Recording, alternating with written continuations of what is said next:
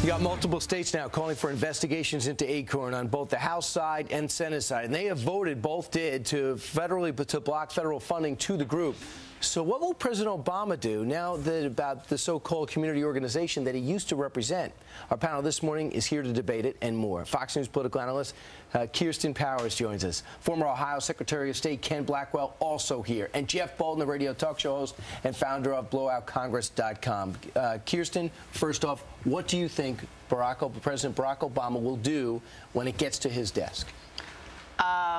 Block legislation, to block funding. I can't imagine that he's going to defend Acorn. I don't see that happening. And in terms of what he should say, I think nothing. I don't think that this has anything to do with him. It's like if something happened in the state legislature in Illinois because he used to work there, is he supposed to comment on it? I mean, this does not rise to the level of something the President of the United States, I think, needs to be getting involved. Ken, but he's going to be involved in because it's been asked to his press secretary, and it's just been voted on by the House and Senate. I think this rises to the level of a RICO investigation. I think he should tell Eric Holder, as Attorney General, that he should initiate a RICO investigation.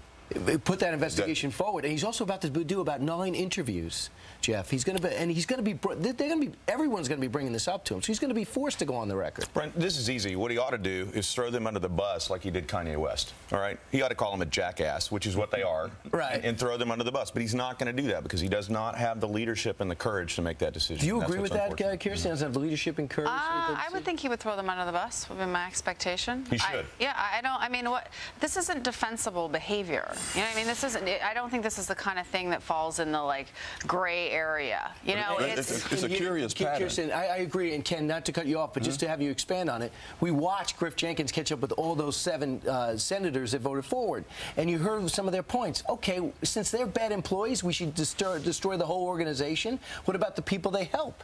It's really a culture of corruption that negatively impacts poor people. So it's a disservice to What do you mean by that? Well, if in fact you say, because they serve poor people, we're going to let this pandemic culture of corruption continue, then that's an assault on low-income families all across this nation.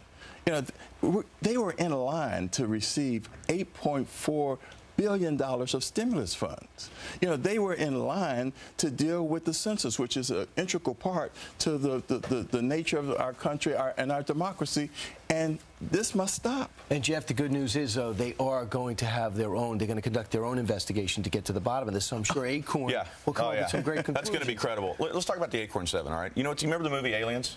Or the original movie Alien? Yes. These people, these 7, they're like the alien, okay? This is your senator. This is unbelievable that these people are in office today. And one of the things we talked about at length that we're doing, that I'm doing, is BlowoutCongress.com. We have people that have been in Congress since Ike was president. We have people that have been in Congress, more than almost half of them have been there since the Clinton years. So you want to change? Absolutely, I want to change. I want all of them gone, though. I want both sides gone. I want everybody out of there. Start over again. All right, I want you to stay right here, if that's okay, because straight ahead we're going to expand the conversation. Is former President Jimmy Carter hurting the health care debate with comments like this? I think an overwhelming portion of the intensely demonstrated animosity toward President Barack Obama is based on the fact that he is a black man. Our political panel will take that on.